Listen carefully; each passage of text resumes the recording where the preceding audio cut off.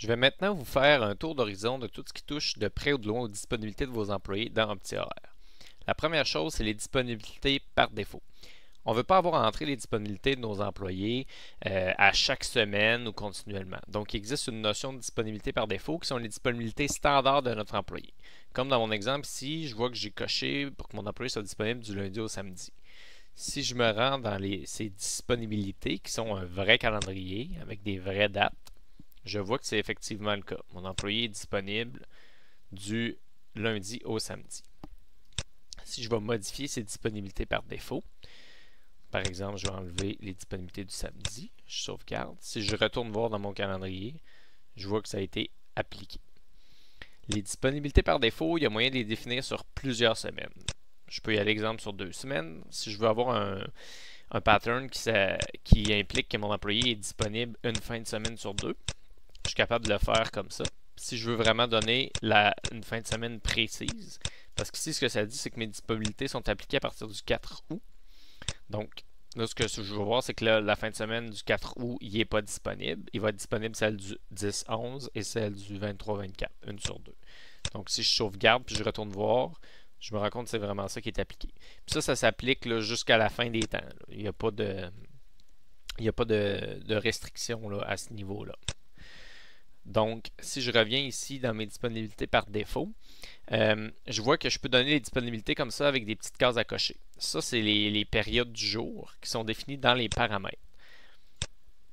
Il y a moyen de modifier ça. Si, exemple, vous dites, moi, j'aimerais mieux être avant midi, après midi, soir, on peut le modifier.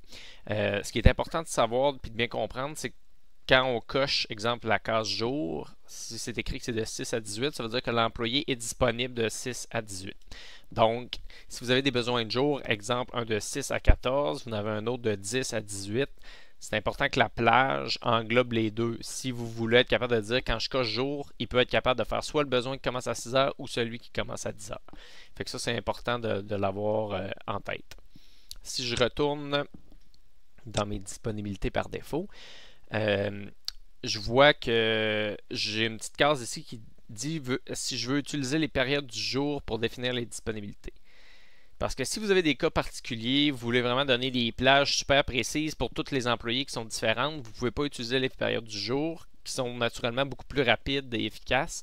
Mais si c'est impossible pour vous, vous pouvez décocher ça, puis vraiment aller entrer vous-même des plages que vous pouvez paramétrer à la valeur que vous voulez. Là. Puis après ça, même principe, on a nos disponibilités par défaut, les disponibilités standards. Donc, si je m'en vais de l'autre côté, il applique les mêmes disponibilités dans le vrai calendrier. Une fois que vous êtes dans ce calendrier-là, c'est dans celui-là que vous êtes capable d'aller faire les changements qui sont ponctuels. Exemple, bon, ben, mon employé finalement il m'a dit que le 22 n'était pas disponible, fait que je vais enlever sa disponibilité. Ou je veux indiquer une semaine de vacances. Pour indiquer plusieurs journées, on peut cliquer, tenir et se déplacer. Puis après ça, on est capable d'aller choisir une raison pour laquelle il n'est pas disponible. Comme par exemple vacances, on peut le rendre indisponible. On peut aussi revenir en arrière en appuyant sur rendre disponible. Ça va enlever la raison d'indisponibilité. Petite parenthèse, les raisons d'indisponibilité, ils sont paramétrables. Donc, on peut aller dans paramètres, raison d'indisponibilité et en créer d'autres, les renommer, etc. Ça, il n'y a pas de problème. Donc, on va revenir aux disponibilités par défaut. On va revenir avec les périodes du jour. Donc, ici, on voit qu'on a le nombre de jours maximum et le nombre d'heures maximum pour chacune des semaines. Donc, ça peut être donné indépendamment.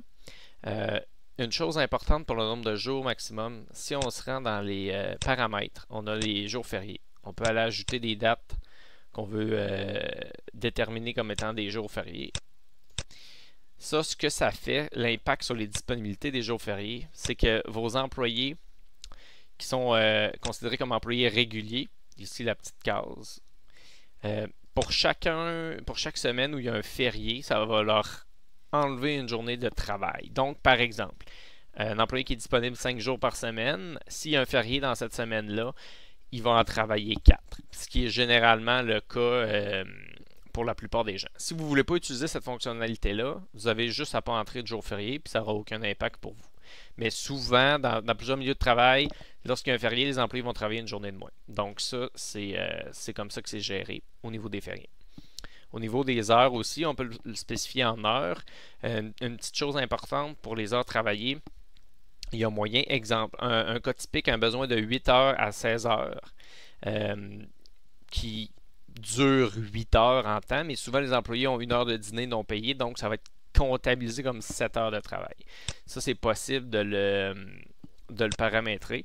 La gestion des pauses non payées. Donc, on peut dire tous les besoins qui ont minimalement, exemple 8 heures, on va déduire 60 minutes. Donc, notre besoin, dans mon cas particulier, de 8 à 16, va être calculé comme étant 7 heures de travail grâce à cette fonctionnalité-là. Donc, je vais revenir à mes disponibilités par défaut. Une autre chose qui est possible de faire ici, c'est d'avoir des restrictions pour le nombre d'heures de travail par jour maximal, nombre de jours de travail consécutif maximal, puis le nombre d'heures minimales entre deux assignations. Tous ces 3 paramètres-là sont définis aussi dans les paramètres globaux des employés. Donc si je vois mon nombre d'heures, si je le fais passer à 11, puis je reviens dans mon employé, je vais voir que ça a été modifié. Donc, si on a une valeur qui est pareille pour tout le monde, on la définit directement dans les paramètres. Toutefois, c'est possible pour un employé particulier de venir décocher la case puis de dire non, cet employé-là, il travaille plus ou il travaille moins que les autres pour une raison quelconque. Fait que là, on est capable de venir l'ajuster puis d'avoir une valeur différente pour cet employé-là. Fait que pour ces 3 paramètres-là, c'est possible de faire ça. Ensuite, ici, on a le paramètre qui nous permet de donner je veux que l'employé soit disponible une fin de semaine sur X. Donc, ça, c'est vraiment une restriction ferme. Donc, si on coche une fin de semaine sur 3, après une fin de semaine où un employé va travailler, il ne pourra pas travailler les 2 suivantes. Ça nous permet d'installer une rotation, si on veut, automatique des fins de semaine. Dans le cas où on veut avoir vraiment une restriction là, sur le nombre de fins de semaine travaillées. Contrairement à ici, si on le fait de cette façon-là, ça c'est vraiment des dates précises. Comme ici, comme je vous expliquais tantôt, l'employé est disponible la fin de semaine du 10-11 et non pas du 17-18.